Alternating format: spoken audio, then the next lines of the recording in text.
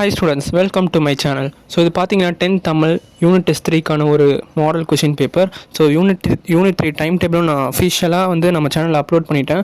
அதை போய் பாருங்கள்.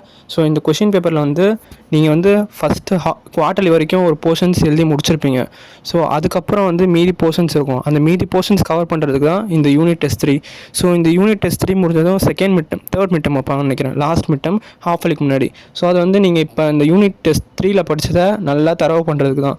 ஸோ இது எதுக்கு வைக்கிறாங்கன்னா, நீங்கள் பேலன்ஸ் இருக்க போர்ஷனை படிக்கணும், அந்த ஒரு இன்டென்ஷனுக்காக தான் வைக்கிறாங்க. ஸோ நீங்கள் அதை கரெக்டாக படித்து கரெக்டாக யூஸ் பண்ணிங்கன்னா உங்களுக்கு அதுக்கப்புறம் வர எக்ஸாம் எல்லாமே ஈஸியாக இருக்கும். நல்லா ஸ்கோர் பண்ணலாம். பப்ளிக் எக்ஸாம் வரைக்கும் சூப்பராக நீங்கள் ஸ்கோர் பண்ணிடலாம் பப்ளிக் எக்ஸாம்லாம். ஸோ நீங்கள் பார்த்துட்டு இருக்கீங்க 1 மார்க்கு. இதில் இந்த பொறுத்துக்கலாம் எல்லா ஏழுமே நல்லா பொறுத்து 1 மார்க் நல்லா படித்து வச்சுக்கோங்க. சிலப்பதிகாரம்லாம் ரொம்பவே இம்பார்ட்டண்ட்டு. அது உங்களுக்கு இது வரைக்கும் வரும். அந்த அவயம் பார்த்தீங்க, அவயம்லாம் ரொம்ப இம்பார்ட்டண்ட்டு. ஸோ நான் படித்தது கேட்டுட்ருக்காங்க. தீவகாணி, சொற்பொருள் பின்வரும் நிலையணி. ஸோ இந்த மாதிரி உங்களுக்கு இலக்கணமில் இருக்கும். இலக்கணமில் இருக்க அந்த 2 மார்க் மட்டும் நல்லா படித்து வச்சுக்கோங்க.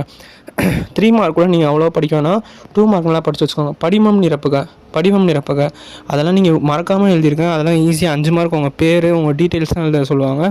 ஸோ நயம் பாராட்டுக்கு வரேன். ஸோ தீவகாணி, சொற்பொருள் பின்வரும் நிலையணி, உருவகாணி, உவமை அணி. ஸோ இந்த 4 அணி எனக்கு தெரிஞ்சு இம்பார்ட்டண்ட்டாக இருக்கும்.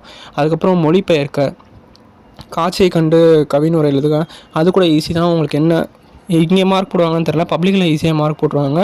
நீங்கள் ஒரு 80 கீழே இருந்தால், 80 கீழே இருந்தால் ஈஸியாக உங்களுக்கு மார்க் போட்டுருவாங்க. மொழிபெயர்க்கலாம் நீங்கள் கண்டிப்பாக எழுதிடுங்க.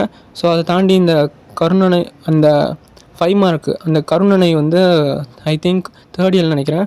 ஸோ துணைப்பாடம் நல்லா படித்து வச்சுக்கோங்க. அந்த துணைப்பாடம்லாம் உங்களுக்கு அன்னமையாலாம் ரொம்ப இம்பார்ட்டண்ட்டு. ஸோ நீங்கள் பார்க்குறீங்க, இதுதான் படிவம் எழுதுங்க. எதுவுமே இல்லை, சும்மா உங்கள் நேமு, நீங்கள் பிறந்தநாள், உங்கள் இன்ஃபர்மேஷன் எழுத போகிறீங்க. உங்கள் இன்ஃபர்மேஷன் எழுதுனா உங்களுக்கு 5 மார்க் கிடைக்குதுன்னா நீங்கள் அதை விடவே கூடாது. விட்டிங்கன்னா அதுக்கு மேலே உங்கள் மார்க் தான் பெருசாக லாஸ் ஆகும். ஸோ உங்களுக்கு 90+லாம் இது விட்டிங்கன்னா கண்டிப்பாக வராது. ஸோ விட மாட்டீங்கன்னு நினைக்கிறேன். மற்ற அப்டேட்ஸ்க்கு நம்ம சேனலை ஃபாலோ பண்ணி வச்சுக்கோங்க. வாட்ஸ்அப் சேனலில் சேர்ந்துருங்க. All the best. தேங்க்யூ.